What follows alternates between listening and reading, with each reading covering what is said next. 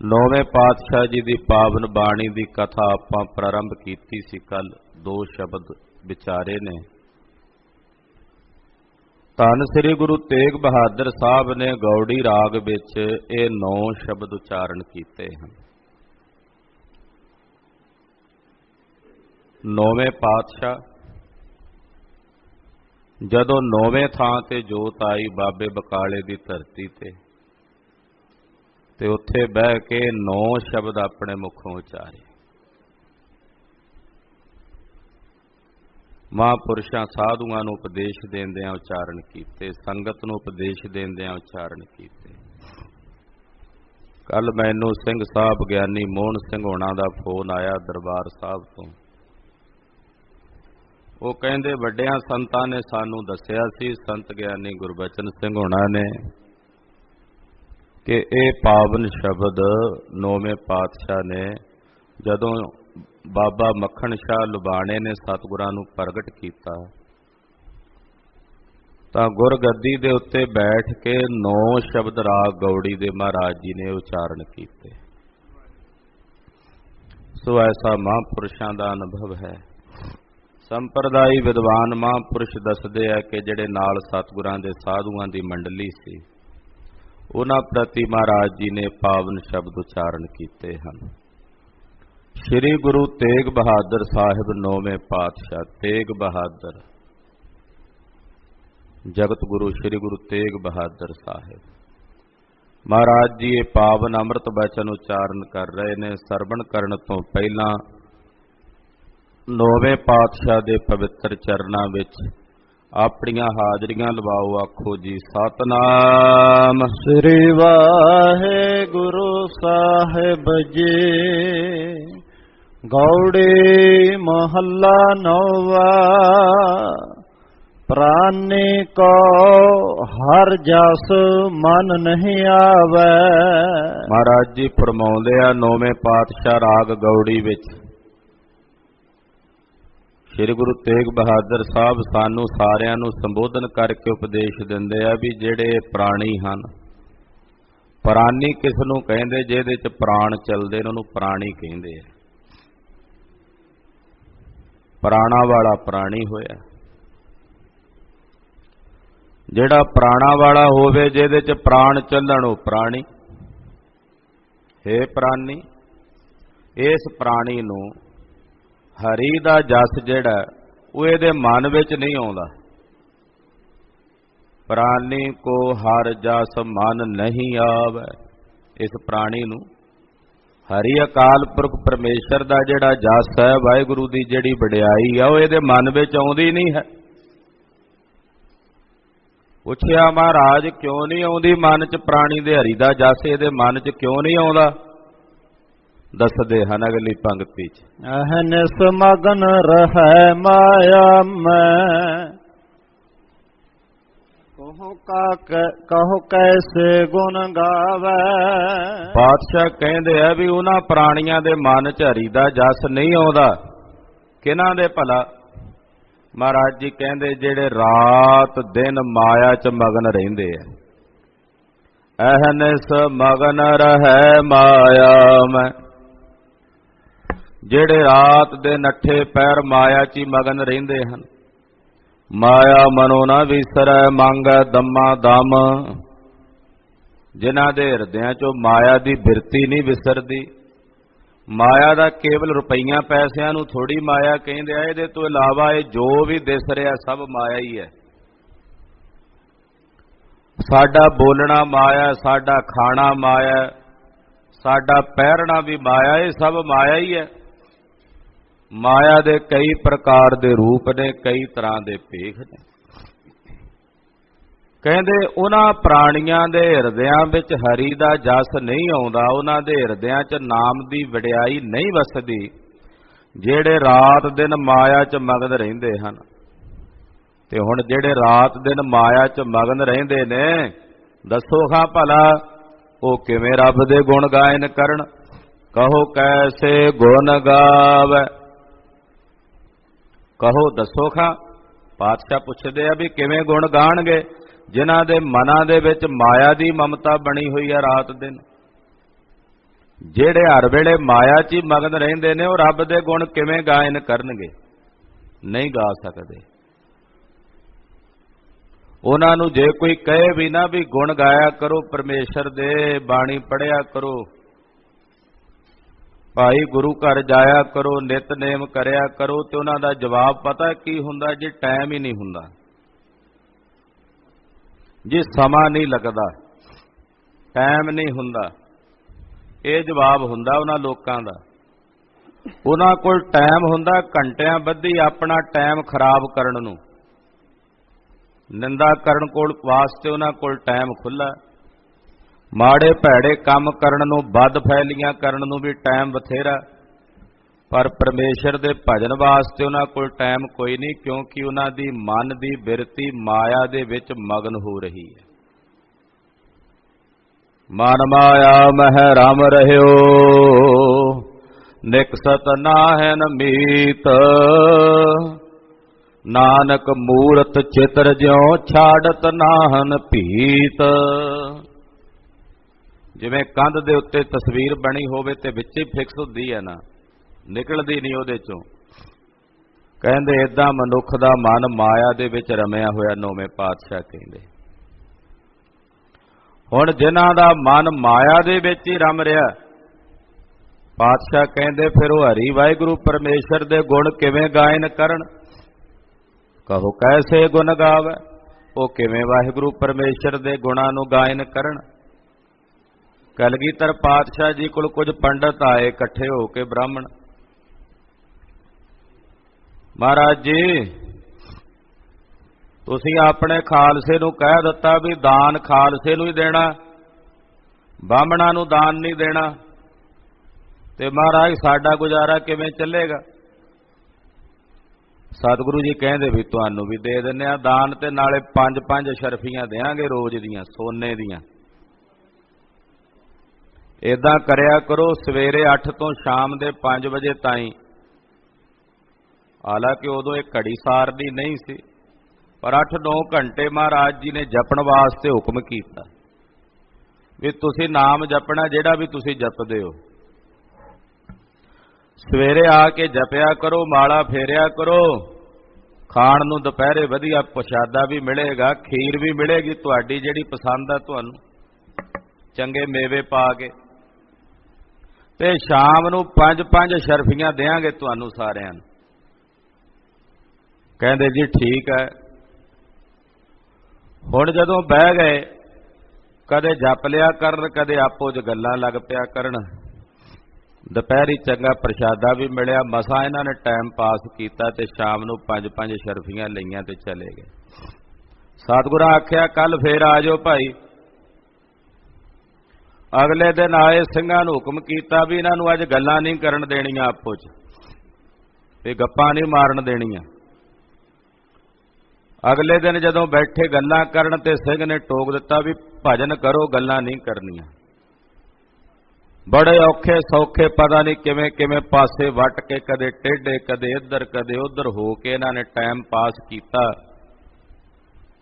ਸ਼ਾਮ ਨੂੰ 5-5 ਸ਼ਰਫੀਆਂ ਸਤਿਗੁਰਾਂ ਦਿੱਤੀਆਂ। ਕਹਿੰਦੇ ਕੱਲ ਫੇਰ ਆ ਜਾਓ। ਕਹਿੰਦੇ ਜੀ ਮਹਾਰਾਜ ਆਹ ਕੰਮ ਨਹੀਂ ਹੁੰਦਾ ਸਾਡੇ ਕੋਲੋਂ। ਰਾਹੂ ਕੇਤੂ ਬੈਲ ਹਮਾਰੇ ਤਿੰਨ ਕੀ ਖੇਤੀ ਖਾਵਾਂ। ਕਿਸੇ ਨੂੰ ਕਹਿ ਦਿੱਤਾ ਤੇਰੇ ਤੇ ਰਾਹੂ ਭਾਰੀ ਆ, ਕਿਸੇ ਨੂੰ ਕਹਿ ਦਿੱਤਾ ਤੇਰੀ ਰਾਸ਼ੀ ਦੇ ਵਿੱਚ ਕੇਤੂ ਆ ਗਿਆ, ਕਿਸੇ ਨੂੰ ਕਹਿ ਦਿੱਤਾ ਤੇਰੀ ਰਾਸ਼ੀ 'ਚ ਸ਼ਨੀ ਬਹਿ ਗਿਆ ਆ ਕੇ। ਇਹ ਕਹਿ ਕੇ ਲੋਕਾਂ ਕੋਲੋਂ ਪੈਸੇ ਬਟੋਰਨੇ, ਇਹ ਖੇਤੀ ਅਸੀਂ ਖਾਂਦੇ ਆ, ਸਾਡੀ ਆਹ ਖੇਤੀ ਹੈ, ਆਹ ਗਿੱਲਾ ਪੀਣ ਨਹੀਂ ਸਾਡੇ ਕੋਲੋਂ ਪੀਸਿਆ ਜਾਂਦਾ। ਕਿਉਂਕਿ ਪਰਮੇਸ਼ਰ ਦੇ ਭਜਨ ਵਿੱਚ ਮਨ ਕਿੱਥੇ ਲੱਗੇ, ਕਿਉਂਕਿ ਸੁਰਤ ਤਾਂ ਕੇਵਲ ਮਾਇਆ ਵਿੱਚ ਹੈ। ਜਿਨ੍ਹਾਂ ਦੀ ਸੁਰਤ, ਜਿਨ੍ਹਾਂ ਦਾ ਮਨ ਮਾਇਆ ਦੇ ਵਿੱਚ ਲੱਗਾ ਹੋਇਆ, ਧੰਨ ਸ੍ਰੀ ਗੁਰੂ ਤੇਗ ਬਹਾਦਰ ਸਾਹਿਬ 9ਵੇਂ ਪਾਤਸ਼ਾਹ ਕਹਿੰਦੇ ਦੱਸੋ ਖਾਂ ਭਲਾ ਉਹ ਕਿਵੇਂ ਗੁਣ ਗਾਇਨ ਕਰਨਗੇ ਪਰਮੇਸ਼ਰ ਦੇ, ਅਕਾਲ ਪੁਰਖ ਦੇ। ਰਹਾਉ ਪੂਤ ਮੀਤ ਮਾਇਆ ਮਮਤਾ ਸਿਉ, ਇਹ ਬਿਦ ਆਪ ਬੰਧਾਵੈ। ਪੁੱਤਰ ਮਿੱਤਰ ਮਾਇਆ ਦੀ ਮਮਤਾ ਦੇ ਨਾਲ ਇਹਨਾਂ ਸਾਰਿਆਂ ਵਿੱਚ ਲੱਗ ਕੇ ਜੀਵ ਆਪਣੇ ਆਪ ਨੂੰ ਬਣਾਈ ਫਿਰਦਾ ਹੈ। ਇਹ ਵਿਦ ਇਸ ਪ੍ਰਕਾਰ ਨਾਲ ਆਪ ਹੀ ਆਪਣੇ ਆਪ ਨੂੰ ਬਣਾਉਂਦਾ। ਮੱਕੜੀ ਆਪਣਾ ਜਾਲਾ ਤਾਣਾ ਜਾਂ ਬੁਣ ਕੇ ਆਪ ਹੀ ਉਹਦੇ ਵਿੱਚ ਸਿਰ ਭਰਨੇ ਹੋ ਕੇ ਪੁੱਠੀ ਲਟਕਦੀ ਹੈ। ਆਪ ਹੀ ਜਾਲਾ ਜਾਂ ਬੁਣਦੀ ਹੈ, ਆਪ ਹੀ ਉਹਦੇ 'ਚ ਫਸ ਜਾਂਦੀ ਹੈ। ਚਿੱਕੜ ਪਾਣੀ ਕਰਕੇ ਹੀ ਪੈਦਾ ਹੁੰਦਾ ਹੈ। ਚਿੱਕੜ ਪਾਣੀ ਕਰਕੇ ਹੀ ਪੈਦਾ ਹੁੰਦਾ ਤੇ ਪਾਣੀ ਕਰਕੇ ਹੀ ਧੋ ਹੁੰਦਾ। ਪੈਦਾ ਵੀ ਪਾਣੀ ਤੋਂ ਹੋਇਆ ਤੇ ਧੋਇਆ ਵੀ ਪਾਣੀ ਨਾਲ ਹੀ ਚਿੱਕੜ। ਇਸੇ ਤਰ੍ਹਾਂ ਜੀਵ ਜਿਹੜਾ ਹੈ ਬੰਧਨ ਵੀ ਆਪਣੇ ਆਪ ਨੂੰ ਆਪ ਹੀ ਪਾਉਂਦਾ ਤੇ ਉਹਨਾਂ ਬੰਧਨਾਂ ਤੋਂ ਮੁਕਤ ਹੋਣ ਵਾਸਤੇ ਰਸਤਾ ਵੀ ਇਹਦੇ ਕੋਲ ਹੀ ਹੈ। ਮਨ ਕਰ ਜਲ ਕਰ ਕਰਦਮ ਉਪਜ ਹੈ, ਜਲ ਕਰ ਪੰਕ ਵਿਨਾਸ਼। ਪਾਣੀ ਕਰਕੇ ਚਿੱਕੜ ਪੈਦਾ ਹੁੰਦਾ, ਪਾਣੀ ਨਾਲ ਹੀ ਚਿੱਕੜ ਧੋ ਹੁੰਦਾ। ਏਦਾਂ ਮਨ ਕਰਕੇ ਜੀਵ ਬੰਧਨਾਂ ਵਿੱਚ ਆਪਣੇ ਆਪ ਨੂੰ ਪਾਉਂਦਾ ਤੇ ਮਨ ਕਰਕੇ ਉਹਨਾਂ ਬੰਧਨਾਂ ਤੋਂ ਮੁਕਤ ਹੁੰਦਾ। ਪਾਤਸ਼ਾਹ ਕਹਿੰਦੇ ਆ ਪੁੱਤਰਾਂ ਦੇ ਵਿੱਚ, ਰਿਸ਼ਤੇਦਾਰਾਂ ਦੇ, ਸੰਬੰਧੀਆਂ ਦੇ ਮੋਹ ਦੇ ਵਿੱਚ, ਉਹਨਾਂ ਦੀ ਮਮਤਾ ਵਿੱਚ ਆਪਣੇ ਆਪ ਨੂੰ ਇਸ ਪ੍ਰਕਾਰ ਨਾਲ ਬੰਨ੍ਹ ਕੇ ਰੱਖਦਾ ਹੈ। ਇਹਨਾਂ ਵਿੱਚ ਆਪਣੇ ਆਪ ਨੂੰ ਬੰਧਾਏ ਮਾਨ ਕਰਦਾ ਹੈ। ਮ੍ਰਿਗ ਤ੍ਰਿਸ਼ਨਾ ਜਿਉ ਝੂਠੋ ਇਹੋ ਜਗ, ਦੇਖ ਤਾਸ ਉਠ ਧਾਵੈ। ਮ੍ਰਿਗ ਤ੍ਰਿਸ਼ਨਾ ਦੇ ਪਾਣੀ ਵਾਂਗੂ। ਇਹ ਮ੍ਰਿਗ ਤ੍ਰਿਸ਼ਨਾ ਦਾ ਪਾਣੀ ਕਿਹੜਾ ਹੁੰਦਾ ਭਲਾ? ਮਰੁਸਥਲ ਦੇ ਇਲਾਕਿਆਂ ਵਿੱਚ ਜਦੋਂ ਰੇਤ ਚਮਕਦੀ ਹੈ ਨਾ, ਹਿਰਨ ਨੂੰ ਏਦਾਂ ਜਾਪਦਾ ਵੀ ਜਿਵੇਂ ਪਾਣੀ ਚਮਕਦਾ। ਪਿਆਸਾ ਹੁੰਦਾ, ਭੱਜਿਆ ਜਾਂਦਾ ਪਾਣੀ ਪੀਣ ਲਈ। ਜਿਵੇਂ ਜਿਵੇਂ ਨੇੜੇ ਜਾਂਦਾ ਉਹ ਪਾਣੀ ਉਹਨੂੰ ਦੂਰ ਦੂਰ ਜਾਪਣ ਲੱਗ ਪੈਂਦਾ। ਅਖੀਰ ਨੂੰ ਪਿਆਸ ਦੇ ਨਾਲ ਤੜਫਦਾ ਤੜਫਦਾ ਹੀ ਰੇਗਿਸਤਾਨ ਦੇ ਵਿੱਚ ਤੜਫ ਤੜਫ ਕੇ ਮਰ ਜਾਂਦਾ। ਉਹਨੂੰ ਮ੍ਰਿਗ ਤ੍ਰਿਸ਼ਨਾ ਦਾ ਪਾਣੀ ਕਹਿੰਦੇ ਆ। ਉਸ ਪਾਣੀ ਨਾਲ ਕਦੇ ਪਿਆਸ ਬੁਝਦੀ ਆ ਭਲਾ? ਜਿਹੜਾ ਹੈ ਹੀ ਨਹੀਂ। ਆਪਾਂ ਅਕਸਰ ਸੜਕ ਤੇ ਕਈ ਵਾਰੀ ਜਾਂਦੇ ਆ, ਅੱਗੇ ਗਰਮੀਆਂ ਦੇ ਦਿਨ ਆਉਣੇ,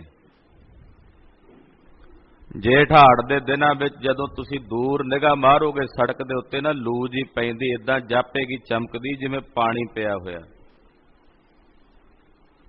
ਪਰ ਉਹ ਪਾਣੀ ਦੱਸੋ ਕਿਸੇ ਦੀ ਪਿਆਸ ਬੁਝਾਏਗਾ? ਹੁੰਦਾ ਤਾਂ ਨਹੀਂ ਉਹ ਪਾਣੀ, ਦਿਸਦਾ ਹੈ। ਪਾਤਸ਼ਾਹ ਕਹਿੰਦੇ ਆ ਭਾਈ ਇਹ ਜਿਹੜਾ ਸੰਸਾਰ ਹੈ ਇਹ ਮ੍ਰਿਗ ਤ੍ਰਿਸ਼ਨਾ ਦੇ ਪਾਣੀ ਵਾਂਗੂ ਹੈ। ਜਿਵੇਂ ਮ੍ਰਿਗ ਤ੍ਰਿਸ਼ਨਾ ਦਾ ਜਲ ਹੁੰਦਾ ਉਹਦੇ ਸਮਾਨ ਇਹ ਜਗਤ ਹੈ। ਮ੍ਰਿਗ ਤ੍ਰਿਸ਼ਨਾ ਜਿਉ ਝੂਠੋ ਇਹੋ ਜਗ। ਆ ਜਿਹੜਾ ਜਗਤ ਹੈ ਪਾਤਸ਼ਾਹ ਕਹਿੰਦੇ ਆ ਇਹ ਮ੍ਰਿਗ ਤ੍ਰਿਸ਼ਨਾ ਦੇ ਪਾਣੀ ਵਾਂਗੂ ਹੈ। ਦੇਖ ਤਾਸਿਓ ਉਠ ਧਾਵੈ। ਇਹਨੂੰ ਵੇਖ ਕੇ ਤੇ ਭੱਜ, ਜਿਵੇਂ ਹਿਰਨ ਨਹੀਂ ਜਾਂਦਾ ਦੌੜ ਕੇ ਉਸ ਪਾਣੀ ਵੱਲ ਜਿਹੜਾ ਹੈ ਹੀ ਨਹੀਂ, ਉਹਨੂੰ ਵੇਖ ਕੇ ਦੌੜ ਕੇ ਜਾਂਦਾ। ਕਹਿੰਦੇ ਏਦਾਂ ਇਹ ਮਨੁੱਖ ਵੀ ਜੋ ਹੈ ਹੀ ਨਹੀਂ ਉਹਦੇ ਪਿੱਛੇ ਦੌੜਦਾ, ਭੱਜ ਭੱਜ ਕੇ ਜਾਂਦਾ। ਜੋ ਹੈ ਉਸ ਪਾਸੇ ਧਿਆਨ ਨਹੀਂ, ਜੋ ਹੈ ਹੀ ਨਹੀਂ ਉਸ ਪਾਸੇ ਭੱਜ ਭੱਜ ਕੇ ਜਾਂਦਾ, ਨੱਠ ਨੱਠ ਕੇ ਜਾਂਦਾ। ਹੈ ਨਾ ਅਚਰਜ? ਜੋ ਹੈ ਹੀ ਨਹੀਂ ਉਸ ਪਾਸੇ ਦੌੜਦਾ। ਧੰਨ ਗੁਰੂ ਤੇਗ ਬਹਾਦਰ ਸਾਹਿਬ ਕੈਸਾ ਪਿਆਰਾ ਵੈਰਾਗ ਵੀ ਉਪਦੇਸ਼ ਬਖਸ਼ਦੇ ਆ। ਜੋ ਹੈ ਹੀ ਨਹੀਂ ਉਸ ਪਾਸੇ ਜਾਂਦਾ। ਜੋ ਵੀ ਚੀਜ਼ਾਂ ਸਾਨੂੰ ਦਿਸ ਰਹੀਆਂ ਨੇ ਕੀ ਇਹ ਸदैवी ਨੇ? ਇਹ ਸਾਡੇ ਜਨਮ ਤੋਂ ਪਹਿਲਾਂ ਸੀਗੀਆਂ ਸਾਡੇ ਲਈ, ਮਰਨ ਤੋਂ ਬਾਅਦ ਰਹਿਣਗੀਆਂ ਸਾਡੇ ਲਈ। ਕੇਵਲ ਇੱਕ ਕਾਲ ਦੇ ਵਿੱਚ ਨਜ਼ਰ ਆ ਰਹੀਆਂ ਨੇ। ਔਰ ਜੋ ਹੈ ਹੀ ਨਹੀਂ ਉਹਨਾਂ ਪਾਸੇ ਭੱਜ ਭੱਜ ਜਾਂਦਾ, ਨੱਠ ਨੱਠ ਕੇ ਜਾਂਦਾ। ਹਾਂਜੀ।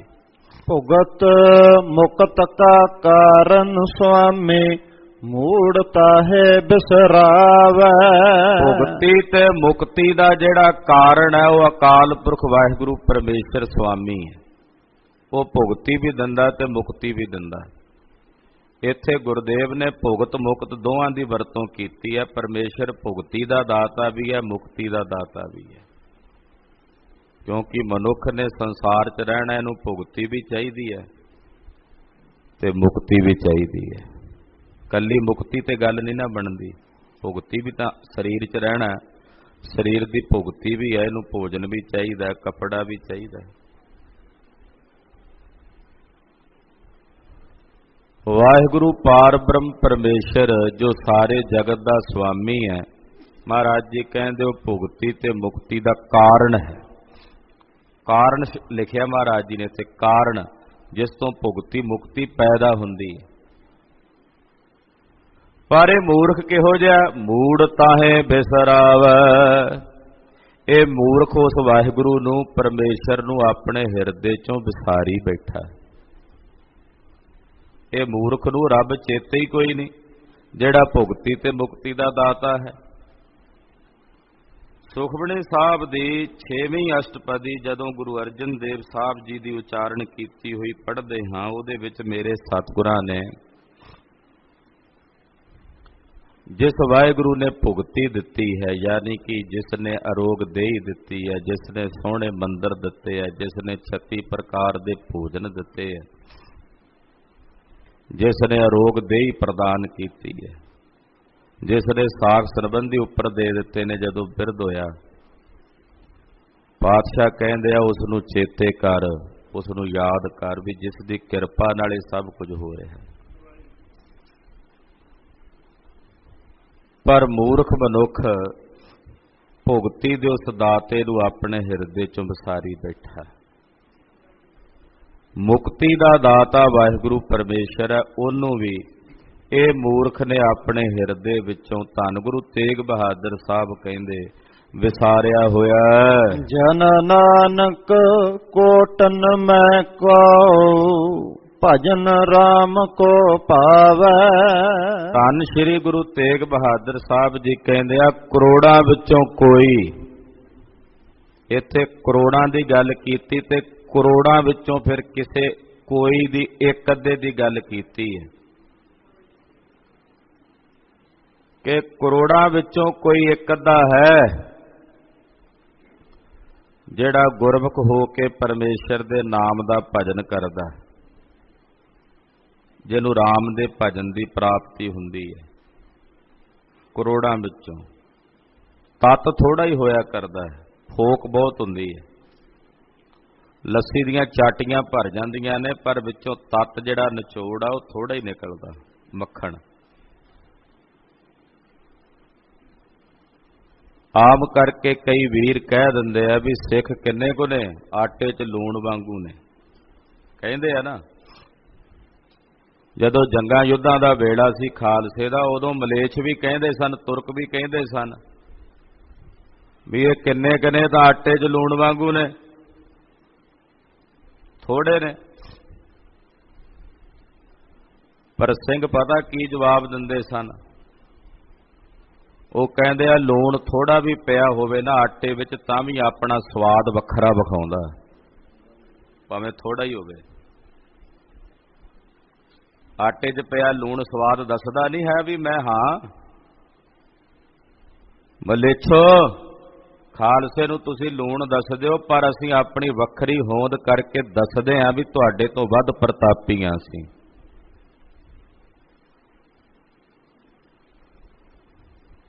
जो सार हुंदा वो थोड़ा ही हुंदा, फोक बहुत ज्यादा हुंदी है। पातशाह इत्थे कहदे आ परमेश्वर दा भजन करन वाले भी करोड़ां विचों कोई एक अद्धा है जिन्हों राम दा भजन प्राप्त हुंदा है। हाँ जी। गौड़ी महला नवा, साधो एहो मन गहयो न जाए। हे साधो, ये मन फड़िया नहीं जांदा,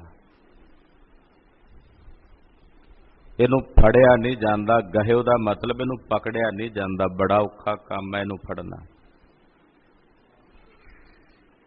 मेरे विद्यादाते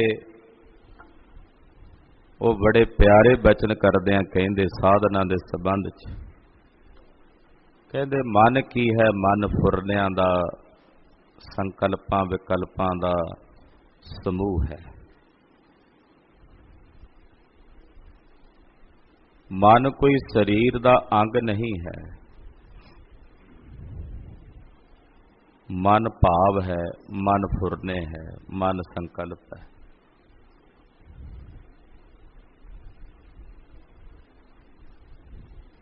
जिस वक्त एक फुरना उठदा ਫਿਰ ਉਹ ਫੁਰਨਾ ਮੁੱਕਦਾ ਵੀ ਹੈ, ਫਿਰ ਅਗਲਾ ਫੁਰਨਾ ਚੱਲ ਪੈਂਦਾ। ਦੂਸਰਾ ਫੁਰਨਾ ਮਿਟਦਾ, ਤੀਸਰਾ ਚੱਲ ਪੈਂਦਾ, ਤੀਸਰਾ ਫੁਰਨਾ ਖਤਮ ਹੁੰਦਾ, ਚੌਥਾ ਸੰਕਲਪੋ ਵਿਕਲਪੋ ਹੀ ਮਨ ਹੈ। ਸੰਕਲਪ ਵਿਕਲਪ ਹੀ ਮਨ ਹੈ। ਇੱਕ ਸੰਕਲਪ ਖਤਮ ਹੋਇਆ, ਦੂਜਾ ਵਿਕਲਪ ਪੈਦਾ ਹੋ ਗਿਆ। ਹੁਣ ਫੜਨਾ ਕਿਸ ਨੂੰ ਹੈ, ਪਕੜਨਾ ਕਿਸ ਨੂੰ ਹੈ? ਤੇ ਮੇਰੇ ਵਿਦਿਆ ਦਾਤੇ ਕਹਿੰਦੇ ਆ ਵੀ ਇੱਕ ਫੁਰਨਾ ਖਤਮ ਹੋਇਆ, ਦੂਜਾ ਸ਼ੁਰੂ ਹੋਣਾ, ਤੇ ਦੂਜੇ ਦੇ ਸ਼ੁਰੂ ਹੁੰਦਿਆਂ ਕਿੰਨਾ ਕੁ ਟਾਈਮ ਲੱਗਦਾ, ਉਹਨੂੰ ਅਸੀਂ ਕਿਸੇ ਸਮੇਂ ਦੇ ਵਿੱਚ ਬੰਦ ਨਹੀਂ ਕਰ ਸਕਦੇ। ਸਕਿੰਟ ਤੋਂ ਵੀ 100 ਹਿੱਸਾ ਬਰੀਕ ਕਰ ਲਈਏ, ਵੀ ਇੱਕ ਸਕਿੰਟ ਤੋਂ ਵੀ ਹੋਰ 100 ਹਿੱਸਾ, 100ਵਾਂ ਹਿੱਸਾ ਕਰ ਲਈਏ ਸਮਾਂ, ਤੇ ਉਹਦੇ ਨਾਲੋਂ ਵੀ ਘੱਟ ਸਮਾਂ ਜਿਹਦੇ ਵਿੱਚ ਇੱਕ ਸੰਕਲਪ ਖਤਮ ਹੋ ਕੇ ਇੱਕਦਮ ਦੂਜਾ ਉੱਠਦਾ ਪੈਦਾ ਹੁੰਦਾ। ਜਦੋਂ ਪਹਿਲਾ ਫੁਰਨਾ ਖਤਮ ਹੋਇਆ ਤੇ ਦੂਜਾ ਉੱਠਣਾ ਹੈ, ਉਹਦੇ ਵਿਚਕਾਰਲੀ ਜਿਹੜੀ ਖਾਲੀ ਥਾਂ ਹੈ, ਉਸ ਨੂੰ ਪਕੜਨਾ, ਉਸ ਨੂੰ ਗ੍ਰਹਿਣ ਕਰਨਾ ਬੜਾ ਔਖਾ ਕੰਮ ਹੈ।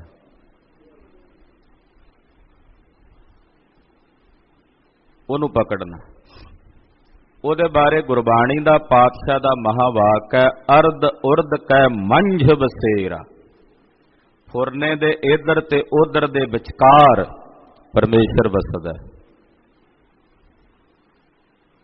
ਹੁਣ ਉਸ ਨੂੰ ਪਕੜਦਾ, ਤੇ ਉਹ ਹੱਸਦਿਆਂ ਹੋਇਆ ਕਿਹਾ ਕਰਦੇ ਸਨ, ਕਹਿੰਦੇ ਇਹ ਬੱਚੋਂ ਕਾ ਖੇਲ ਨਹੀਂ ਹੈ। ਕਿਤਨਾ ਘੱਟ ਸਮਾਂ ਹੋਵੇਗਾ, ਇੱਕ ਫੁਰਨਾ ਖਤਮ ਹੋਇਆ, ਦੂਜਾ ਉੱਠਣਾ ਉਹਦੇ ਪਹਿਲਾਂ, ਦੂਜੇ ਫੁਰਨੇ ਦੇ ਉੱਠਣ ਤੋਂ ਪਹਿਲਾਂ ਤੇ ਪਹਿਲੇ ਫੁਰਨੇ ਦੇ ਖਤਮ ਹੋਣ ਤੋਂ ਬਾਅਦ ਵਿਚਕਾਰਲੀ ਜਿਹੜੀ ਖਾਲੀ ਥਾਂ ਹੈ ਉਹਨੂੰ ਪਕੜਨਾ। ਉਹਦੇ ਬਾਰੇ ਇੱਥੇ ਨੌਵੇਂ ਪਾਤਸ਼ਾਹ ਕਹਿ ਰਹੇ ਨੇ ਕਿ ਇਸ ਮਨ ਨੂੰ ਫੜਿਆ ਨਹੀਂ ਜਾ ਸਕਦਾ। ਸਾਧੋ ਇਹੋ ਮਨ ਗਹਿਓ ਨਾ ਜਾਈ, ਇਸ ਮਨ ਨੂੰ ਪਕੜਿਆ ਨਹੀਂ ਜਾਂਦਾ। ਗਹਿਓ ਦਾ ਮਤਲਬ ਇਹਨੂੰ ਪਕੜਿਆ ਨਹੀਂ ਜਾਂਦਾ, ਇਹਨੂੰ ਕਾਬੂ ਨਹੀਂ ਕੀਤਾ ਜਾ ਸਕਦਾ। ਚੰਚਲ ਤ੍ਰਿਸ਼ਨਾ ਸੰਗ ਬਸਤ ਹੈ, ਜਾਂ ਤੇ ਥਿਰ ਨਾ ਰਹਾਏ। ਕਹਿੰਦੇ ਕਿਉਂ ਨਹੀਂ ਫੜਿਆ ਜਾ ਰਿਹਾ, ਇਹਦਾ ਕਾਰਨ ਲੱਭੋ। ਪਹਿਲਾਂ ਪਤਾ ਲੱਗੇ ਵੀ ਕਿਉਂ ਨਹੀਂ ਫੜਿਆ ਜਾਂਦਾ ਇਹ ਮਨ। ਕਹਿੰਦੇ ਇਹਦਾ ਕਾਰਨ ਹੈ ਕਿ ਜਿਹੜੇ ਚੰਚਲ ਪਦਾਰਥ ਨੇ, ਚਲਾਏਮਾਨ, ਦੁਨੀਆ ਦੇ ਜਿੰਨੇ ਪਦਾਰਥ ਨੇ ਉਹਨਾਂ ਨੂੰ ਚੰਚਲ ਕਿਹਾ ਨੌਵੇਂ ਪਾਤ, ਕਿਉਂਕਿ ਚਲਾਏਮਾਨ ਨੂੰ ਸਦਾ ਨਹੀਂ ਨਾ ਹਨ। ਹੁਣ ਹੈ ਨੇ, ਕੁਝ ਸਮੇਂ ਬਾਅਦ ਉਹ ਖਤਮ ਹੋ ਸਕਦੇ ਆ। ਕੋਈ ਦੁਨੀਆ ਦਾ ਪਦਾਰਥ ਸदैवी ਤਾਂ ਨਹੀਂ ਹੈ। ਚੰਚਲ ਪਦਾਰਥਾਂ ਦੀ ਜਿਹੜੀ ਤ੍ਰਿਸ਼ਨਾ ਹੈ ਉਹ ਇਸ ਮਨ ਦੇ ਨਾਲ ਵਸਦੀ ਹੈ, ਇਸ ਕਰਕੇ ਨਹੀਂ ਮਨ ਫੜਿਆ ਜਾਂਦਾ। ਚੰਚਲ ਤ੍ਰਿਸ਼ਨਾ ਸੰਗ ਬਸਤ ਹੈ, ਜਾਂ ਤੇ ਥਿਰ ਨਾ ਰਹਾਈ। ਉਹ ਚੰਚਲ ਪਦਾਰਥਾਂ ਦੀ ਜਿਹੜੀ ਤ੍ਰਿਸ਼ਨਾ ਹੈ ਕਈ ਤਰੰਗਾਂ ਵਾਲੀ, ਉਹ ਇਸ ਮਨ ਦੇ ਨਾਲ ਵਸਦੀ, ਇਸ ਕਰਕੇ ਮਨ ਟਿਕ ਕੇ ਨਹੀਂ ਰਹਿੰਦਾ। ਉਹ ਤ੍ਰਿਸ਼ਨਾ ਭਜਾਈ ਫਿਰਦੀ ਹੈ। ਇੱਕ ਪਦਾਰਥ ਦੀ ਤ੍ਰਿਸ਼ਨਾ ਮੁੱਕਦੀ ਨਹੀਂ, ਦੂਜੇ ਦੀ ਜਾਗ ਪੈਂਦੀ ਹੈ, ਦੂਜੇ ਦੀ ਮੁੱਕਦੀ ਨਹੀਂ, ਤੀਜੇ ਦੀ ਜਾਗ ਪੈਂਦੀ ਹੈ। ਇਹ ਤ੍ਰਿਸ਼ਨਾ ਜਿਹੜੀ ਹੈ ਇਸ ਮਨ ਨੂੰ ਟਿਕਣ ਨਹੀਂ ਦਿੰਦੀ, ਇਸ ਮਨ ਨੂੰ ਇਕਾਗਰ ਨਹੀਂ ਹੋਣ ਦਿੰਦੀ। ਗੱਲ ਤਾਂ ਤ੍ਰਿਸ਼ਨਾ ਦੀ ਹੈ ਵੀ ਤ੍ਰਿਸ਼ਨਾ ਨਹੀਂ ਇਕਾਗਰ ਹੋਣ ਦਿੰਦੀ, ਤ੍ਰਿਸ਼ਨਾ ਨਹੀਂ ਰੁਕਣ ਦਿੰਦੀ। ਬਿੱਲੀ ਨੂੰ ਕਿਸੇ ਨੇ ਤਖਤ ਦੇ ਉੱਤੇ ਬਿਠਾ ਦਿੱਤਾ, ਆਖਿਆ ਇਹ ਤੇਰਾ ਸੋਨੇ ਦਾ ਸਿੰਘਾਸਣ ਹੈ, ਵੀ ਤੂੰ ਇਹਦੇ ਤੇ ਬੈਠਣਾ, ਰਾਜ ਕਰਨਾ, ਵੀ ਇਹਦੇ ਤੋਂ ਹਿੱਲਣਾ ਨਹੀਂ। ਉਹ ਕਹਿੰਦੀ ਹੈ ਠੀਕ ਹੈ, ਬਹਿ ਗਈ। ਕੁਝ ਸਮਾਂ ਬੈਠੀ ਰਹੀ ਤੇ ਕੁਝ ਸਮੇਂ ਬਾਅਦ ਇੱਕ ਚੂਹਾ ਉਹਦੇ ਅੱਗੋਂ ਦੀ ਲੰਘਿਆ ਤੇ ਛੱਡ ਕੇ ਸਿੰਘਾਸਣ ਆਪਣਾ ਸੋਨੇ ਦਾ ਭੱਜ ਕੇ ਉਹਦੇ ਮਗਰ ਜਾ ਪਈ। ਕਿਸੇ ਨੇ ਰੋਕ ਕੇ ਆਖਿਆ, ਉਹ ਮੱਤ ਤੇ ਤੇਰੇ ਪੜਦਾ ਪਿਆ, ਤੈਨੂੰ ਸਿੰਘਾਸਣ ਤੇ ਬਿਠਾਇਆ ਸੀ, ਆਖਿਆ ਸੀ ਵੀ ਉੱਠ ਕੇ ਨਾ ਜਾਈ। ਉਹ ਕਹਿੰਦੀ ਆ ਵੀ ਤੁਸੀਂ ਇਹ ਨਹੀਂ ਸੀ ਕਿਹਾ ਵੀ ਚੂਹਾ ਆਵੇ ਤੇ ਉਹਨੂੰ ਵੇਖ ਕੇ ਉੱਠ ਕੇ ਨਹੀਂ ਜਾਣਾ, ਵੀ ਜਦੋਂ ਚੂਹਾ ਦੌੜੇਗਾ ਮੇਰੀਆਂ ਅੱਖਾਂ ਦੇ ਸਾਹਮਣੇ ਮੂਹਰਿਓਂ ਤੇ ਮੈਨੂੰ ਦੌੜਨਾ ਪੈਣਾ, ਉਹਦੇ ਪਿੱਛੇ ਜਾਣਾ ਪੈਣਾ। ਬਸ ਇਹੀ ਤ੍ਰਿਸ਼ਨਾ ਜਿਹੜੀ ਹੈ ਨਾ, ਇਹ ਬਿੱਲੀ ਹੈ। ਇਹ ਮਨ ਨੂੰ ਟਿਕਣ ਨਹੀਂ ਦਿੰਦੀ। ਕੋਈ ਪਦਾਰਥ ਇਹਦੇ ਸਾਹਮਣੇ ਆ ਗਿਆ ਚੂਹੇ ਵਾਂਗੂ, ਇਹਨੇ ਨਹੀਂ ਫਿਰ ਮਨ ਨੂੰ ਟਿਕਣ ਦੇਣਾ, ਫਿਰ ਦੌੜੇ ਹੀ ਫਿਰਨਾ ਉਹਦੇ ਪਿੱਛੇ। ਫਿਰ ਇਹ ਮਨ ਨੂੰ ਇਕਾਗਰ ਨਹੀਂ ਹੋਣ ਦਿੰਦੀ। ਤੋ ਗਰੀਬ ਨਵਾਜ ਸਾਹਿਬ ਸੱਚੇ ਪਾਤਸ਼ਾਹ ਕਹਿ ਦਿਆ, ਉਹ ਜਿਹੜੀ ਚੰਚਲ ਪਦਾਰਥਾਂ ਦੀ ਤ੍ਰਿਸ਼ਨਾ ਹੈ ਉਹ ਇਸ ਮਨ ਦੇ ਨਾਲ ਵਸਦੀ ਹੈ, ਜਿਸ ਕਰਕੇ ਇਸ ਮਨ ਨੂੰ ਉਹ ਥਿਰ ਨਹੀਂ ਰਹਿਣ ਦਿੰਦੀ। ਜਾਂ ਤੇ ਥਿਰ ਨਾ ਰਹਾਈ, ਜਿਸ ਕਰਕੇ ਮਨ ਨੂੰ ਉਹ ਟਿਕਣ ਨਹੀਂ ਦਿੰਦੀ, ਇਹ ਮਨ ਇਕਾਗਰ ਨਹੀਂ ਹੁੰਦਾ। ਰਹਾਉ ਕਠਨ ਕ੍ਰੋਧ ਘਟ ਹੀ ਕੇ ਭੀਤਰ, ਜਿਹ ਸੁਧ ਸਭ ਬਿਸਰਾਏ। ਪੁੱਛਿਆ ਮਹਾਰਾਜ ਜੀ ਕਿ ਮਨ ਦੇ ਨਾਲ ਕੱਲੀ ਤ੍ਰਿਸ਼ਨਾ ਹੀ ਵਸਦੀ ਆ, ਉਹੀ ਖਿੱਚੀ ਫਿਰਦੀ ਆ, ਜਾਂ ਕੁਝ ਉੱਥੇ ਹੋਰ ਵੀ ਹੈ? ਤੇ ਮੇਰੇ ਸਾਹਿਬ ਕਹਿੰਦੇ ਆ ਉੱਥੇ ਬੜਾ ਕਰੜਾ ਕਠੋਰ ਵੀ ਵਸਦਾ, ਕੱਲੀ ਤ੍ਰਿਸ਼ਨਾ ਥੋੜੀ ਆ ਉੱਥੇ। ਉਸ ਮਨ ਦੇ ਨਾਲ ਕਠੋਰ ਕ੍ਰੋਧ ਵੀ ਹੋ, ਕਿਉਂਕਿ ਕ੍ਰੋਧ ਹੁੰਦਾ ਹੀ ਕਠੋਰ ਹੈ। ਕਠਨ ਕ੍ਰੋਧ, ਇੱਥੇ ਕਠਨ ਕ੍ਰੋਧ ਦਾ ਮਤਲਬ ਹੈ ਵੀ ਕਰੜਾ ਕ੍ਰੋਧ, ਕਠੋਰ, ਜਿਹੜਾ ਕਿਸੇ ਅੰਦਰ ਦਇਆ ਨਾ ਪੈਦਾ ਹੋਣ ਦੇਵੇ, ਕਿਸੇ ਅੰਦਰ ਧੀਰਜ ਨਾ ਪੈਦਾ ਹੋਣ ਦੇਵੇ, ਕਿਸੇ ਅੰਦਰ ਖਿਮਾ ਨਾ ਪੈਦਾ ਹੋਣ ਦੇਵੇ, ਉਹਨੂੰ ਕਠਨ ਕ੍ਰੋਧ ਕਹਿੰਦੇ। ਕਹਿੰਦੇ ਜਿਹੜਾ ਕਰੜਾ ਕ੍ਰੋਧ ਹੈ ਵੀ ਉੱਥੇ ਹੀ ਘਟ ਭੀਤਰ, ਉੱਥੇ ਹੀ ਨਾਲ ਵਸਦਾ। ਜਿੱਥੇ ਉਹ ਤ੍ਰਿਸ਼ਨਾ ਵਸਦੀ ਹੈ ਨਾ ਮਨ ਨਾਲ, ਉੱਥੇ ਕ੍ਰੋਧ ਵੀ ਵਸਦਾ ਹੈ, ਵੀ ਉੱਥੇ ਹੀ ਰਹਿੰਦਾ। ਇਹ ਵੀ ਆਪਣਾ ਨਿਵਾਸ ਉੱਥੇ ਹੀ ਰੱਖਦਾ ਹੈ, ਵੀ ਕਦੇ ਮਨ ਨੂੰ ਆਪਣੇ ਕਾਬੂ ਵਿੱਚ ਕਰ ਲੈਂਦਾ, ਤੇ ਜਦੋਂ ਇਹ ਕਾਬੂ 'ਚ ਕਰਦਾ ਉਦੋਂ ਫਿਰ ਮਨ 'ਚ ਦਇਆ ਪੈਦਾ ਨਹੀਂ ਹੋਣ ਦਿੰਦਾ। ਹੇ ਕਲ ਮੂਲ ਕ੍ਰੋਧੰ ਕਦੰਚ ਕਰਨਾ ਨਾ ਉਪਰਜਤੇ। ਹੇ ਲੜਾਈਆਂ ਦੀ ਜੜ ਕ੍ਰੋਧ, ਤੂੰ ਹਿਰਦੇ ਵਿੱਚ ਮਨ ਵਿੱਚ ਕਰੁਣਾ ਤੇ ਦਇਆ ਪੈਦਾ ਨਹੀਂ ਹੋਣ ਦਿੰਦਾ। ਇਸ ਕਰਕੇ ਪਾਤਸ਼ਾਹ ਕਹਿੰਦੇ ਕਠਨ ਕ੍ਰੋਧ ਘਟ ਹੀ ਕੇ ਭੀਤਰ। ਇਹ ਕਰੜਾ ਕ੍ਰੋਧ ਵੀ ਇਸ ਘਟ ਦੇ ਨਾਲ ਹੀ ਵਸਦਾ ਹੈ। ਜਿਹ ਸੁਧ ਸਭ ਬਿਸਰਾਈ, ਜਦੋਂ ਇਹ ਕ੍ਰੋਧ ਵਰਗੇ ਵਿਕਾਰ ਵੀ ਇਸ ਮਨ ਨਾਲ ਵਸਦੇ ਨੇ, ਜਿਨ੍ਹਾਂ ਦੇ ਮਨ ਨਾਲ ਵਸਣੇ ਕਰਕੇ ਇਹਦੇ ਅੰਦਰੋਂ ਸਾਰੀ ਸੁੱਧ ਬੁੱਧ ਨੂੰ ਭੁਲਾਈ ਹੋਈ ਹੈ। ਕ੍ਰੋਧੀ ਬੰਦੇ ਨੂੰ ਸੁੱਧਤਾ ਨਹੀਂ ਰਹਿੰਦੀ। ਜਿਸ ਅਸੀਂ ਵੀ ਸਾਰੇ ਕ੍ਰੋਧ ਕਰ ਲਈਦੇ ਆ, ਸਾਡੇ ਦਿਮਾਗ, ਇਹ ਅਨੁਭਵ ਤਾਂ ਸਾਡੇ ਸਾਰਿਆਂ ਦਾ ਹੀ ਹੈ। ਐਸਾ ਤਾਂ ਨਹੀਂ ਵੀ ਸਾਡੇ ਅਨੁਭਵ 'ਚ ਕ੍ਰੋਧ ਨਾ ਆਇਆ ਹੋਵੇ। ਜਦੋਂ ਕ੍ਰੋਧ ਆਉਂਦਾ ਹੈ ਮਨੁੱਖ ਦੀ ਸੁਰਤ ਵਿੱਚ, ਉਹਦੇ ਅੰਦਰ ਸੁੱਧ ਖਤਮ ਹੋ ਜਾਂਦੀ ਹੈ। ਉਹਨੂੰ ਇਹ ਭੁੱਲ ਜਾਂਦਾ ਵੀ ਮੈਂ ਪਿਓ ਨੂੰ ਮਾਰਨ ਲੱਗਾ, ਪੁੱਤਰ ਨੂੰ ਮਾਰਨ ਲੱਗਾ, ਘਰਵਾਲੀ ਨੂੰ ਮਾਰਨ ਲੱਗਾ, ਧੀ ਨੂੰ ਮਾਰਨ ਲੱਗਾ, ਭਰਾ ਨੂੰ ਮਾਰਨ ਲੱਗਾ, ਸਾਰੀਆਂ ਸੁੱਧਾਂ ਭੁੱਲ ਜਾਂਦੀਆਂ ਨੇ। ਤਦੇ ਪੰਡਤ ਗੁਲਾਬ ਸਿੰਘ ਹੋਣਾ ਲਿਖਿਆ ਵੀ ਕ੍ਰੋਧ ਸੰਬੰਧ ਵਿੱਚ ਉਹ ਕਹਿੰਦੇ ਅੰਧ ਕਰੋ ਦ੍ਰਿਗਵੰਤਨ ਕੋ ਸੁਰਤਵੰਤਨ ਕੋ ਬਦਰੋ ਕਰ ਡਾਰੋ। ਕ੍ਰੋਧ ਕਹਿੰਦਾ ਵੀ ਮੈਂ ਅੱਖਾਂ ਵਾਲਿਆਂ ਨੂੰ ਅੰਨਾ ਕਰ ਦਿੰਨਾ ਤੇ ਕੰਨਾਂ ਵਾਲਿਆਂ ਨੂੰ ਬੋਲਾ ਬਣਾ ਕੇ ਰੱਖ ਦਿੰਨਾ। ਪਾਤਸ਼ਾਹ ਕਹਿੰਦੇ ਜਦੋਂ ਇਹ ਕਠਨ ਕ੍ਰੋਧ ਹਿਰਦੇ 'ਚ ਵਸਦਾ ਹੈ, ਜਿਸ ਦੇ ਹਿਰਦੇ 'ਚ ਵਸਣ ਕਰਕੇ ਇਹਨੂੰ ਸਾਰੀ ਸੁੱਧ ਵਿਸਰ ਜਾਂਦੀ ਹੈ। ਜਿਹ ਸੁੱਧ ਸਭ ਬਿਸਰਾਈ, ਇਹਨੂੰ ਰੱਬ ਦੀ ਸੁੱਧ, ਪਰਮੇਸ਼ਰ ਦੀ ਸੋਝੀ, ਉਹ ਸਾਰੀ ਸੋਝੀ ਇਹਨੂੰ ਵਿਸਰ ਜਾਂਦੀ ਹੈ, ਭੁੱਲ ਜਾਂਦੀ ਹੈ। ਰਤਨ ਗਿਆਨ ਸਭ ਕੋ ਹਿਰ ਲੀਨਾ, ਤਾਸਿਓ ਕਛ ਨ ਬਸਾਏ। ਕਹਿੰਦੇ ਜਿਨ੍ਹਾਂ ਜਿਨ੍ਹਾਂ ਦੇ ਹਿਰਦਿਆਂ ਵਿੱਚ ਕ੍ਰੋਧ ਵਸਦਾ, ਉਹਨਾਂ ਸਾਰਿਆਂ ਦੇ ਹਿਰਦਿਆਂ ਵਿੱਚੋਂ ਧਰਮ ਦਾ ਗਿਆਨ ਰੂਪੀ ਰਤਨ ਉਹ ਮੰਨ ਲਓ ਖੋਹ ਹੀ ਲਿਆ ਇਹਨੇ। ਹਿਰ ਲੀਨਾ ਦਾ ਮਤਲਬ ਚੋਰੀ ਕਰ ਲਿਆ, ਇਹਦੇ ਅੰਦਰੋਂ ਕੱਢ ਹੀ ਲਿਆ, ਕਿਸੇ ਨੇ ਚੁਰਾ ਹੀ ਲਿਆ। ਧਰਮ ਦੇ ਗਿਆਨ ਦਾ ਰਤਨ, ਇੱਥੇ ਰਤਨ ਗਿਆਨ ਦਾ ਅਰਥ ਮਹਾਂਪੁਰਸ਼ਾਂ ਨੇ ਕੀਤਾ ਧਰਮ ਦੇ ਗਿਆਨ ਦਾ ਰਤਨ, ਉਹ ਇਹਨਾਂ ਵਿਕਾਰਾਂ ਨੇ ਖੋਹ ਲਿਆ ਇਹਦੇ ਕੋਲੋਂ। ਔਰ ਇਹਦਾ ਕੁਝ ਵਸ ਨਹੀਂ ਚੱਲਿਆ। ਤਾਸਿਓ ਕਛ ਨਾ ਬਸਾਈ, ਜਿਹੜੇ ਉਹ ਖੋਹ ਕੇ ਲੈ ਕੇ ਗਏ ਨੇ ਇਹਦੇ ਅੰਦਰੋਂ ਗਿਆਨ, ਉਹਨਾਂ ਨਾਲ ਇਹਦਾ ਕੋਈ ਵਸ ਨਹੀਂ ਚੱਲਿਆ। ਇਹਨੇ ਬਥੇਰੇ ਹੱਥ ਪੈਰ ਮਾਰੇ ਵੀ ਮੈਂ ਨਹੀਂ ਜਾਣ ਦੇਣਾ, ਪਰ ਉਹ ਬਲੀ ਸੀ, ਇਹਨੂੰ ਨਿਰਬਲ ਸਮਝ ਕੇ ਇਹਦੇ ਅੰਦਰੋਂ ਸਾਰਾ ਗਿਆਨ, ਧਰਮ ਦਾ ਗਿਆਨ ਉਹ ਖੋਹ ਕੇ ਲੈ ਗਏ।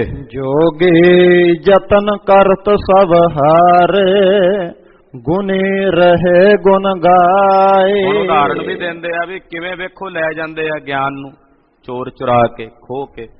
ਕਹਿੰਦੇ ਬੜੇ ਬੜੇ ਯੋਗੀਆਂ ਨੇ ਯੋਗ ਦੀ ਸਾਧਨਾ ਕਰਕੇ ਯਤਨ ਕੀਤੇ। ਜੋਗੀ ਯਤਨ ਕਰਤ ਸਭ ਹਾਰੇ, ਉਹ ਯਤਨ ਕਰ ਕਰਕੇ ਹਾਰ ਗਏ। ਯੋਗੀ ਵੀ ਆਪਣੇ ਪੂਰੇ ਜ਼ੋਰ ਨੂੰ ਲਾ ਲਾ ਕੇ, ਤਾਣ ਨੂੰ ਲਾ ਲਾ ਕੇ ਹਾਰ ਗਏ। ਤੇ ਵੱਡੇ ਵੱਡੇ ਗੁਣੀ ਜਿਹੜੇ ਗੁਣ ਗਾਇਨ ਕਰਦੇ ਸਨ, ਕਹਿੰਦੇ ਉਹ ਗੁਣ ਗਾਇਨ ਕਰਨ ਵਾਲੇ ਵੀ ਹਾਰ ਗਏ, ਪਰ ਆਪਣੇ ਇਸ ਗਿਆਨ ਰੂਪੀ ਰਤਨ ਨੂੰ ਬਚਾ ਨਹੀਂ ਸਕੇ। ਇਹਨਾਂ ਅੱਗੇ ਵਸ ਨਹੀਂ ਚੱਲਦਾ, ਇਹਨਾਂ ਵਿਕਾਰਾਂ ਅੱਗੇ ਜ਼ੋਰ ਨਹੀਂ ਚੱਲਦਾ। ਹਾਂਜੀ। ਜਨ ਨਾਨਕ ਹਰ ਭੈ ਦਇਆਲਾ, ਤੋ ਸਭ ਬਿਦ ਬਨ ਆਏ। ਜਗਤ ਗੁਰੂ ਨੌਵੇਂ ਪਾਤਸ਼ਾਹ ਨੂੰ ਪੁੱਛਿਆ ਸਿੱਖਾਂ ਮਹਾਰਾਜ ਫਿਰ ਕੀ ਕਰੀਏ? ਕਹਿੰਦੇ ਵਾਹਿਗੁਰੂ ਦੀ ਦਇਆ ਦੇ ਪਾਤਰ ਬਣੀਏ। ਜਿਨ੍ਹਾਂ ਤੇ ਵਾਹਿਗੁਰੂ ਜੀ ਆਪਣੀ ਦਇਆ ਕਰਦੇ ਨੇ ਤਾਂ ਉਹਨਾਂ ਦੀਆਂ ਸਾਰੀਆਂ ਵਿਧੀਆਂ ਬਣ ਆਉਂਦੀਆਂ ਨੇ। ਤਾਂ ਸਾਰੀ ਵਿਧੀ ਬਣ ਆਉਂਦੀ ਹੈ ਗਿਆਨ ਰਤਨ ਨੂੰ ਰੱਖਣ ਦੀ, ਵਿਵੇਕ ਨੂੰ ਰੱਖਣ ਦੀ, ਮਨ ਨੂੰ ਪਕੜਨ ਦੀ, ਕਾਮ ਆਦਿਕ ਵਿਕਾਰਾਂ ਤੇ ਕ੍ਰੋਧ ਆਦਿਕ ਵਿਕਾਰਾਂ ਨੂੰ ਤਿਆਗਣ ਦੀ ਵਿਧੀ। ਇਹ ਸਾਰੀਆਂ ਵਿਧੀਆਂ ਉਦੋਂ ਆਪਣੇ ਆਪ ਹੀ ਬਣ ਜਾਂਦੀਆਂ ਨੇ ਜਦੋਂ ਦੀਨਾਂ ਤੇ ਦਇਆ ਕਰਨ ਵਾਲੇ ਵਾਹਿਗੁਰੂ ਜੀ ਦਇਆਲ ਹੁੰਦੇ ਨੇ, ਜਦੋਂ ਵਾਹਿਗੁਰੂ ਪਰਮੇਸ਼ਰ ਜੀ ਆਪਣੀ ਦਇਆ ਕਰਦੇ ਹਨ। ਪੌੜੀ ਮਹੱਲਾ ਨੌਵਾਂ, ਸਾਧੋ ਗੋਬਿੰਦ ਕੇ ਗੁਣ ਗਾਵੋ। ਪੌੜੀ ਰਾਗ ਹੈ, ਮਹੱਲਾ ਨਾਵਾਂ। ਨੌਵੇਂ ਪਾਤਸ਼ਾਹ ਜਗਤ ਗੁਰੂ ਗੁਰੂ ਤੇਗ ਬਹਾਦਰ ਸਾਹਿਬ ਜੀ ਹੁਕਮ ਕਰਦੇ ਆ, ਸਾਧੋ, ਸਾਨੂੰ ਸਾਰਿਆਂ ਨੂੰ ਸੰਬੋਧਨ ਕਰਦਿਆਂ ਕਹਿੰਦੇ ਆ, ਸਾਧੋ ਗੋਬਿੰਦ ਕੇ ਗੁਣ ਗਾਵੋ। ਗੋਬਿੰਦ ਦੇ ਗੁਣ ਗਾਓ, ਪਰਮੇਸ਼ਰ ਦੇ ਗੁਣਾਂ ਨੂੰ ਗਾਇਨ ਕਰੋ, ਵਾਹਿਗੁਰੂ ਦੀਆਂ ਸਿਫਤਾਂ ਗਾਇਨ ਕਰੋ। ਕਿਤੇ ਨਹੀਂ ਮੇਰੇ ਸਾਹਿਬ ਨੇ ਆਖਿਆ ਮੇਰੇ ਗੁਣ ਗਾਓ। ਪਾਤਸ਼ਾਹ ਕਹਿੰਦੇ ਆ ਗੋਬਿੰਦ ਦੇ ਗੁਣ ਗਾਓ, ਨਿਰੰਕਾਰ ਦੇ ਗੁਣ ਗਾਇਨ ਕਰੋ, ਵਾਹਿਗੁਰੂ ਦੇ ਗੁਣ ਗਾਇਨ ਕਰੋ। ਹਾਂਜੀ। ਮਾਨਸ ਜਨਮ ਅਮੋਲਕ ਪਾਇਓ, ਬਿਰਥਾ ਕਾਹੇ ਗਵਾਵੋ। ਇਹ ਮਾਨਸ ਜਨਮ ਬੜਾ ਮੋਲਕ ਹੈ ਜਿਹੜਾ ਤੁਹਾਨੂੰ ਪ੍ਰਾਪਤ ਹੋਇਆ, ਇਹਨੂੰ ਵਿਅਰਥ ਕਿਉਂ ਗਵਾਉਂਦੇ ਹੋ? ਨੌਵੇਂ ਪਾਤਸ਼ਾਹ ਕਿੰਨੇ ਪਿਆਰ ਨਾਲ ਵੀ ਇਹ ਮਾਨਸ ਜਨਮ ਭਾਈ ਤੈਨੂੰ ਬੜਾ ਮੋਲਕ ਮਿਲਿਆ, ਇਹਦਾ ਮੁੱਲ ਨਹੀਂ ਹੈ, ਇਹਨੂੰ ਵਿਅਰਥ ਕਿਉਂ ਗਵਾਉਣਾ? ਧੰਨ ਗੁਰੂ ਤੇਗ ਬਹਾਦਰ ਸਾਹਿਬ ਸਾਨੂੰ ਸਾਰਿਆਂ ਨੂੰ ਕਹਿੰਦੇ ਇਹਨੂੰ ਕਿਉਂ ਵਿਅਰਥ ਗਵਾਉਂਦੇ ਹੋ ਭਾਈ? ਕਿਉਂਕਿ ਜਦੋਂ ਪਰਮੇਸ਼ਰ ਦੇ ਗੋਬਿੰਦ ਦੇ ਗੁਣ ਨਾ ਗਾਓਗੇ ਤਾਂ ਇਹ ਵਿਅਰਥ ਚਲਾ ਜਾਏਗਾ। ਗੁਣ ਗੋਬਿੰਦ ਗਾਇਓ ਨਹੀਂ, ਜਨਮ ਅਕਾਰਥ ਕੀਨ। ਜਿਨ੍ਹਾਂ ਨੇ ਰੱਬ ਦੇ ਗੋਬਿੰਦ ਦੇ ਗੁਣ ਨਹੀਂ ਗਾਏ ਉਹਨਾਂ ਦਾ ਜਨਮ ਅਕਾਰਥ ਚਲਿਆ ਜਾਂਦਾ। ਇਹ ਅਮੋਲਕ ਜਨਮ ਤੁਹਾਨੂੰ ਪ੍ਰਾਪਤ ਹੋਇਆ ਜਿਸ ਦਾ ਕੋਈ ਮੁੱਲ ਨਹੀਂ। हे ਭਾਈ ਇਹਨੂੰ ਵਿਅਰਥ ਕਿਉਂ ਗਵਾਉਂਦੇ ਹੋ? ਇਸ ਕਰਕੇ ਮੇਰਾ ਹੁਕਮ ਹੈ ਗੋਬਿੰਦ ਦੇ ਗੁਣ ਗਾਓ। ਸਾਧੋ ਗੋਬਿੰਦ ਕੇ ਗੁਣ ਗਾਵੋ, ਸਾਧੋ ਗੋਬਿੰਦ ਕੇ ਗੁਣ ਗਾਵੋ, ਸਾਧੋ ਗੋਬਿੰਦ ਕੇ ਗੁਣ ਗਾਵੋ, ਸਾਧੋ ਗੋਬਿੰਦ ਕੇ ਗੁਣ ਗਾਵੋ। ਗੋਬਿੰਦ ਕੇ ਗੁਣ ਗਾਵੋ, ਸਾਧੋ ਗੋਬਿੰਦ ਕੇ ਗੁਣ ਗਾਵੋ, ਸਾਧੋ ਗੋਬਿੰਦ ਕੇ ਗੁਣ ਗਾਵੋ, ਸਾਧੋ ਗੋਬਿੰਦ ਕੇ ਗੁਣ ਗਾਵੋ। ਮਾਨਸ ਜਨਮ ਅਮੋਲਕ ਪਾਇਓ, ਮਾਨਸ ਜਨਮ ਅਮੋਲਕ ਪਾਇਓ। ਮਾਨਸ ਜਨਮ ਅਮੋਲਕ ਪਾਇਓ, ਮਾਨਸ ਜਨਮ ਅਮੋਲਕ ਪਾਇਓ। ਬਿਰਥਾ ਕਾਹੇ ਗਵਾਵੋ, ਬਿਰਥਾ ਕਾਹੇ ਗਵਾਵੋ। ਬਿਰਥਾ ਕਾਹੇ ਗਵਾਵੋ, ਬਿਰਥਾ ਕਾਹੇ ਗਵਾਵੋ। ਬਿਰਥਾ ਕਾਹੇ ਗਵਾਵੋ, ਬਿਰਥਾ ਕਾਹੇ ਗਵਾਵੋ। ਬਿਰਥਾ ਕਾਹੇ ਗਵਾਵੋ, ਬਿਰਥਾ ਕਾਹੇ ਗਵਾਵੋ। ਇਹ ਭਾਈ ਆਪਣੇ ਇਸ ਅਮੋਲਕ ਜਨਮ ਨੂੰ ਕਿਉਂ ਵਿਅਰਥ ਗਵਾਉਂਦੇ ਹੋ? ਹਾਂਜੀ। ਰਹਾਉ ਪਤਤ ਪੁਨੀਤ ਦੀਨ ਬੰਦ ਹਰ, ਸ਼ਰਨ ਤਾਹੇ ਤੁਮ ਆਵੋ। ਵਾਹਿਗੁਰੂ ਪਤਤਾਂ ਨੂੰ ਪੁਨੀਤ ਕਰਨ ਵਾਲਾ ਹੈ, ਦੀਨਾਂ ਦਾ ਬੰਧੂ ਹੈ ਹਰੀ। ਉਹ ਪਤਤਾਂ ਨੂੰ ਪੁਨੀਤ ਕਰਨ ਵਾਲਾ ਤੇ ਦੀਨਾਂ ਦਾ ਬੰਧੂ ਹੈ। ਸ਼ਰਨ ਤਾਹੇ ਤੁਮ ਆਵੋ, ਹੈ ਭਾਈ ਉਹਦੀ ਸ਼ਰਨ ਆਓ, ਜਿਹੜਾ ਪਤਤਾਂ ਨੂੰ ਪੁਨੀਤ ਕਰਨ ਵਾਲਾ ਤੇ ਗਰੀਬਾਂ ਦਾ ਸਹਾਰਾ ਹੈ। ਇੱਥੇ ਦੀਨ ਦਾ ਮਤਲਬ ਹੈ ਨਿਮਾਣਾ, ਦੁਖੀ। ਇੱਥੇ ਗਰੀਬ, ਦੀਨ ਦਾ ਮਤਲਬ ਉਹ ਗਰੀਬ ਨਹੀਂ ਜਿਹੜਾ ਧਨ ਕਰਕੇ ਗਰੀਬ ਹੋਵੇ। ਇੱਥੇ ਦੀਨ ਦਾ ਮਤਲਬ ਹੈ ਜਿਹੜਾ ਡਰਿਆ ਹੋਇਆ, ਸਹਿਮਿਆ ਹੋਇਆ, ਦੁਖੀ ਹੈ। ਦੁਖੀ ਤੇ ਕੋਈ ਵੀ ਹੋ ਸਕਦਾ, ਨਿਰਧਨ ਵੀ ਹੋ ਸਕਦਾ, ਧਨਵਾਨ ਵੀ ਹੋ ਸਕਦਾ। ਤੇ ਮੇਰਾ ਸਾਹਿਬ ਜਿਹੜਾ ਹੈ ਨਾ, ਉਹ ਦੁਖੀਆਂ ਦਾ ਰਿਸ਼ਤੇਦਾਰ ਹੈ। ਬੰਧ ਦਾ ਮਤਲਬ ਹੈ ਰਿਸ਼ਤੇਦਾਰ, ਸਰਬੰਧੀ। ਆਮ ਕਰਕੇ ਦੁਖੀ ਹੋਵੇ ਬੰਦਾ, ਦੁਨੀਆ ਦੇ ਸੱਕੇ ਰਿਸ਼ਤੇਦਾਰ ਦੁਖੀਆਂ ਨੂੰ ਛੱਡ ਜਾਂਦੇ ਆ। ਪਰ ਮੇਰਾ ਸਾਹਿਬ ਜਿਹੜਾ ਦੁਖੀ ਹੈ ਨਾ, ਉਹਦਾ ਬੰਧੂ ਹੈ। ਤੇ ਕਹਿੰਦੇ ਜਿਹੜਾ ਇਹੋ ਜਿਹਾ ਦੀਨਾਂ ਦਾ ਬੰਧੂ ਹੈ ਔਰ ਪਤਤਾਂ ਨੂੰ ਪੁਨੀਤ ਕਰਨ ਵਾਲਾ ਹੈ, ਹੇ ਵੀਰ ਉਹਦੀ ਸ਼ਰਨ ਚਾਓ। ਸ਼ਰਨ ਤਾਹੇ ਤੁਮੇ ਆਵੋ, ਉਹਨਾਂ ਦੀ ਸ਼ਰਨ ਵਿੱਚ ਆਓ। ਅੱਗੇ ਉਦਾਹਰਣ ਦਿੰਦੇ ਨੇ, ਵੇਖੋ ਹਾਥੀ ਆਇਆ ਸ਼ਰਨ ਚ। ਹਾਂਜੀ। ਗਜ ਕੋ ਤਰਾਸ ਮਿਟਿਓ ਜਿਹ ਸਿਮਰਤ, ਤੁਮ ਕਾਹੇ ਬਿਸਰਾਵੋ। ਇਹ ਹਾਥੀ ਦਾ ਤਰਾਸ ਮਿਟ ਗਿਆ ਇੱਕ ਛਿਨ ਚ। ਇਹ ਹਾਥੀ, ਇਹਨੂੰ ਤੰਦੂਏ ਨੇ ਪਕੜ ਲਿਆ। ਇੱਕ ਪੁਰਾਣਕ ਕਥਾ ਹੈ ਵਿਸਥਾਰ ਵਾਲੀ, ਮੈਂ ਸੰਖਿਪਤ ਚ ਜ਼ਿਕਰ ਕਰਦੇ ਹਾਂ। ਦੋਵੇਂ ਸਰਾਪੇ ਹੋਏ ਸੀ।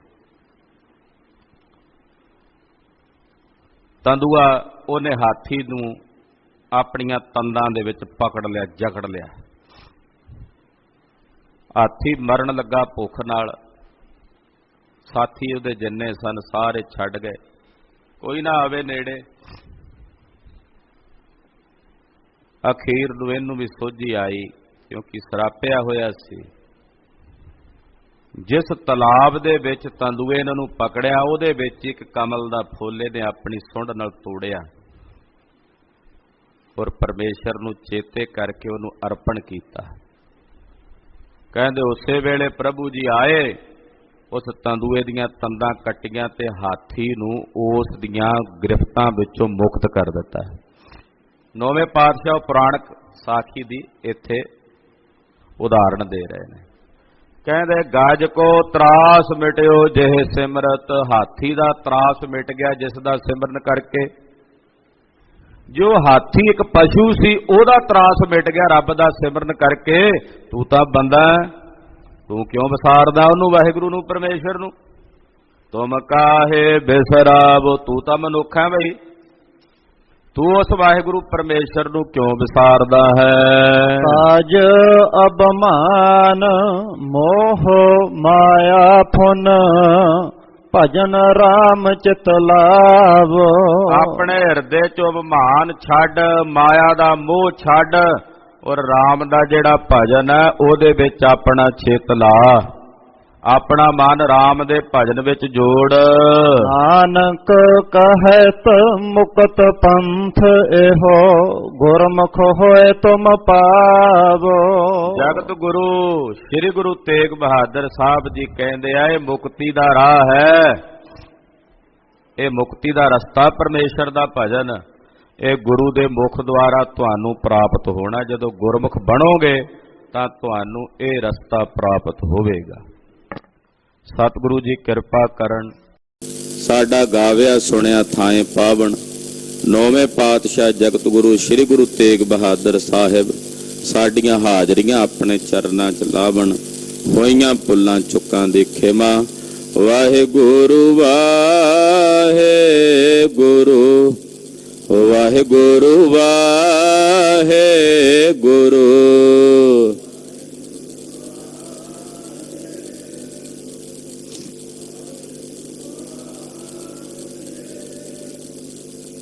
ਵਾਹਿਗੁਰੂ ਵਾਹਿਗੁਰੂ ਵਾਹਿਗੁਰੂ ਵਾਹਿਗੁਰੂ।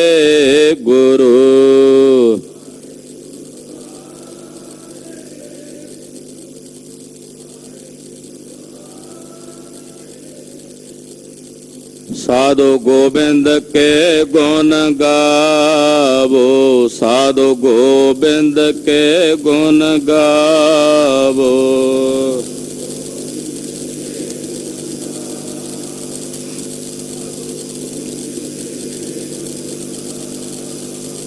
वाहिगुरु वाहिगुरु वाहिगुरु वाहिगुरु।